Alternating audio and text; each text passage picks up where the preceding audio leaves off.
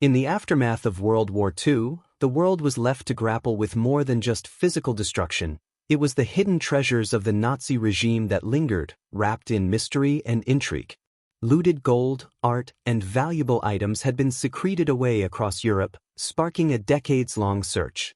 Governments and treasure hunters alike scoured the continent, following rumors of secret tunnels and hidden caches. Yet, as the years went by, the elusive Nazi gold became more of a myth than a reality. Could the vast fortune still be out there, buried beneath the rubble of a destroyed empire, or had it already been lost to time? The world had been at war for over 6 years. Cities were reduced to rubble, nations shattered, and economies strained. In the wake of this global catastrophe, a different kind of war began, one for the remnants of a broken empire, one that involved not guns and tanks, but treasure, secrets, and the shifting tides of power. Among the vast riches looted by the Nazis during the war, one of the most enigmatic and heavily debated stories was that of the so-called hidden Nazi gold. It was not just the massive quantities of gold stolen from the occupied countries of Europe, but the mysterious way in which it was hidden, moved, and often lost that has captivated the world's imagination. Some believed that the Nazis, in their desperation towards the end of the war, secreted away untold amounts of gold, art, and valuables to be used for an uncertain future, either as leverage in negotiations or to fund a rebirth of their regime. But what really happened to it after the war's end? The moment the war ended in 1945, a collective sigh of relief spread across the world. But for the nations that had borne the brunt of the Nazi occupation, a new and seemingly insurmountable task lay before them: the question of what to do with the spoils of war, especially the vast sums of wealth seized by the Third Reich. For decades, historians, treasure hunters, and even governments would try to piece together the fate of the hidden Nazi gold, a fate that was determined not by a single vault or treasure chest but by a series of shifting political decisions, logistical nightmares, and economic imperatives. After Germany's surrender in May 1945, the Allies found themselves tasked not just with punishing the defeated nation but with navigating the debris of its complex financial systems. A great deal of the gold, much of it taken from the central banks of countries like Belgium, the Netherlands, and France, had been transferred into Germany's coffers early in the war. Yet, as the war raged on, a large portion of the Nazi-looted gold was moved, hidden in tunnels, buried in secret locations, or concealed in now-abandoned Nazi strongholds. With the Axis powers defeated, the immediate aftermath saw the victorious nations divided and their attention split between the crucial work of occupation and reconstruction. The United States, the Soviet Union, and the United Kingdom were left to deal with the treasures left behind, some of which were considered vital to rebuilding Europe. Yet there were also vast quantities of looted valuables that were simply forgotten, misplaced, or hidden beyond retrieval. At the time of Germany's surrender, there were no coherent plans for the disposal of the Nazi gold. Allied forces, including the British, the Americans, and the French, began searching through the wreckage of the Reich's collapsing economy. Despite the strategic importance of gold as a symbol of wealth and power, the chaos of occupation meant that many of the most valuable assets were either abandoned or buried deep in the rubble. The idea that Nazi gold would be redistributed to support post-war reconstruction or used to ease the financial burdens of Germany's defeat was a fleeting hope. As more and more of this gold was uncovered, the immediate pressure was not on reconstruction, but on how to handle the spoils of war. The Allied forces, working independently, had varying approaches to the loot. The Americans, driven by a sense of justice and retribution, aimed to seize as much as they could and bring Nazi officials to account for their crimes. In the Soviet Union, the goal was more pragmatic. The gold was considered a tool in the rebuilding of their own war-torn economy. But the gold was scattered, hidden, and sometimes lost entirely, as was the case with vast quantities believed to be stored in the Alps, on the shores of Lake Toplitz, or deep in the Baltic Sea. The Nazi hierarchy, understanding that their empire was collapsing, took drastic steps to protect their ill-gotten wealth, often moving it in secretive convoys or using coded messages to direct its storage. On the surface, the war's end had led to an immediate, orderly approach. But beneath the surface, there were tensions. No one truly understood how much wealth had been hidden, nor where it might be located. The monetary records of the Nazi regime were often incomplete or deliberately destroyed. Even as nations like the United States and Britain tried to divvy up the spoils, other questions emerged.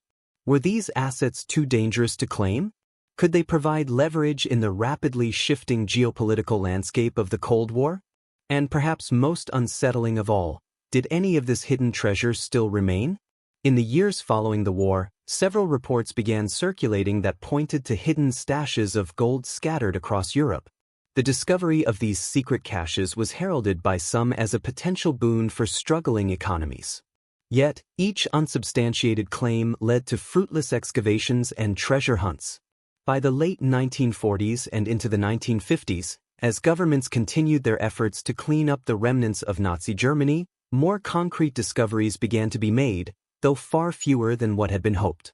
One of the more infamous cases was that of the so-called Nazi gold train, said to have been hidden in a secret tunnel near the Polish city of Wałbrzych in 1945. Allegedly, this train carried vast amounts of gold, art, and precious items looted by the Nazis, and was hidden in a labyrinthine system of tunnels. When rumors of the gold train spread in the 1990s, a flurry of activity and speculation ensued, but despite extensive searches, no definitive evidence of the train's existence has ever been found. Similarly, stories persisted about hidden vaults in the mountains of Austria and the black market trade in stolen art, but these narratives only deepened the mystery.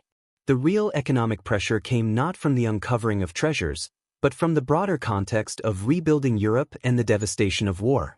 The Marshall Plan, initiated by the United States in 1948, poured billions of dollars into the reconstruction of Europe, but the focus was on rebuilding infrastructure, industry, and the stability of democratic institutions. The treasures of Nazi Germany were largely forgotten as the world moved on to other pressing matters. For many nations, the gold was considered an unspoken and unmanageable burden, too tainted by the bloodshed of the war to be put to practical use.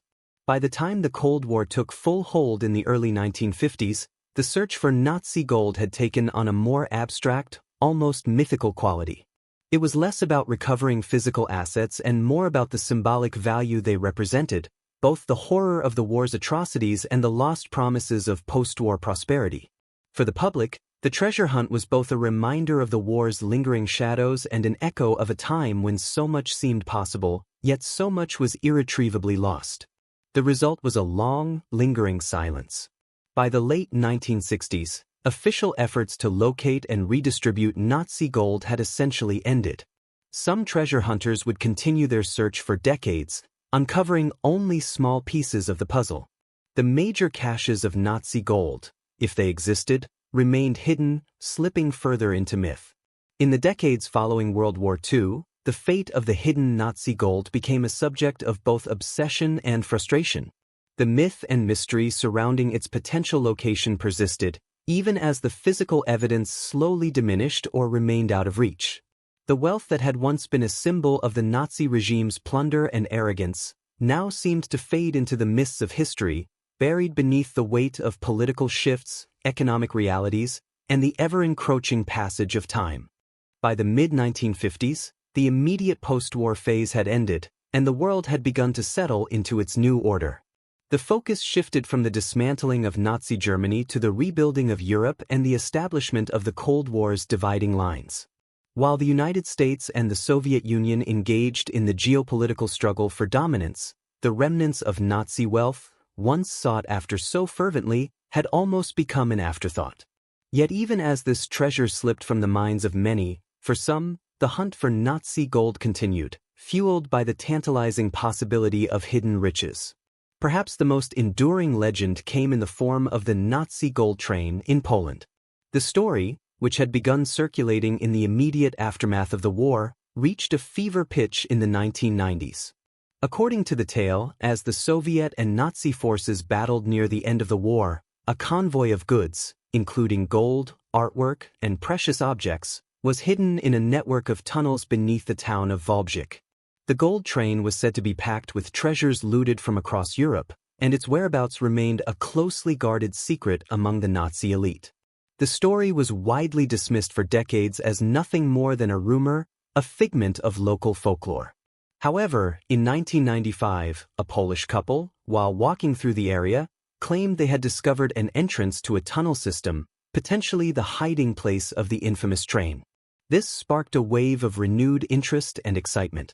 The Polish government quickly mobilized teams of archaeologists, engineers, and historians, all eager to uncover a treasure that could potentially be worth hundreds of millions of dollars. The story of the Nazi gold train, however, was not just about the train itself. It was symbolic of a larger cultural obsession with lost treasure, especially when it was tied to the atrocities of the Nazi regime. The hunt for the train stirred a deep sense of mystery and curiosity, not only in Poland but across the world. In 2015, the Polish authorities, along with a team of local historians and treasure hunters, began the first serious excavations of the Wałbrzych site. What followed was a decade of labor-intensive searching, drilling, and digging, yet the train remained elusive. Despite the hopeful promises of treasure hunters and the periodic spikes of excitement with the discovery of various relics and artifacts, no definitive evidence of the train's existence has ever been found. This search for the gold train in Wałbrzych is only one example of the more recent efforts to track down the remnants of the Nazi gold. Over the years, stories of other hidden caches have emerged, fueling a continuing search across Europe. But each time a new lead or piece of evidence seemed to point toward a potential discovery, it evaporated as quickly as it had appeared. One such story emerged from the small Bavarian town of Nuremberg, where rumors of hidden Nazi gold circulated for decades. In the 1950s, treasure hunters combed through nearby forests, armed with little more than old maps and whispers of lost caches. Despite numerous expeditions, the only things uncovered were scattered remnants of the war, rusted metal, old ammunition, and the occasional document. The same fate befell other supposed treasure sites, from deep within the forests of Austria to the mysterious shores of Lake Toplitz in southern Austria. Lake Toplitz had its own mythos surrounding it. Early in the war, Nazi officials were believed to have used the lake to dispose of stolen gold and currency, as well as countless pieces of looted artwork and rare artifacts. The sheer remoteness of the lake and its rugged terrain made it a prime location for such secretive operations. Throughout the 1950s and beyond, numerous expeditions were launched to search the lake's dark waters. Divers scoured its depths for years, hoping to uncover the hidden treasure. While a few objects, including Nazi military equipment and documents, were found, the gold remained elusive. The most famous discovery in 1959 involved a few boxes of counterfeit currency, but the true riches were never recovered. Despite these failed expeditions, the narrative surrounding Nazi gold continued to capture the public imagination. The idea that vast sums of wealth remained hidden in various secret locations across Europe, waiting to be uncovered, persisted throughout the 20th century. Governments, however, were not particularly eager to devote significant resources to searching for this hidden wealth. They had their hands full with the monumental task of rebuilding war-torn economies and stabilizing post-war politics. The German economy, for example, required an entire decade of reconstruction before it was able to stabilize and return to pre-war levels. Nations like the United States, which had heavily invested in the Marshall Plan to help rebuild Europe, were focused on their broader political and economic goals, leaving treasure hunters to pursue their quarry largely on their own. In truth, much of the gold that had been stolen or looted by the Nazis was, by the late 1940s, already in the process of being liquidated. Much of it had been melted down, recast into new forms, or sold off in black market transactions. The concept of a secret hoard of Nazi gold simply didn't hold up to the realities of post-war economic demands. Even if large sums of wealth had been hidden away, the value of gold itself had shifted dramatically in the post-war years. The great economic pressures of Reconstruction made it unlikely that any significant reserves of gold would remain hidden for long. In the chaotic years following the war, the Allied powers, including the Soviet Union, were keenly aware that any wealth recovered from Nazi loot would be used to rebuild, not hoard. Yet, the allure of Nazi gold never truly faded. The pursuit of it became a kind of modern-day treasure hunt. From the 1960s onward, books, documentaries, and films chronicled the search for these hidden fortunes, playing on the intrigue of a lost world and the possibility of recovering a long-lost treasure. The idea of recovering the Nazi gold became not just about reclaiming stolen wealth but about uncovering hidden truths about the war and the lengths to which the Nazi regime had gone to preserve its plunder. It became a quest for justice, a search for closure, and an exploration of the limits of what had been lost. Today, as we look back at the decades-long obsession with Nazi gold, it is clear that much of the treasure has remained lost to history.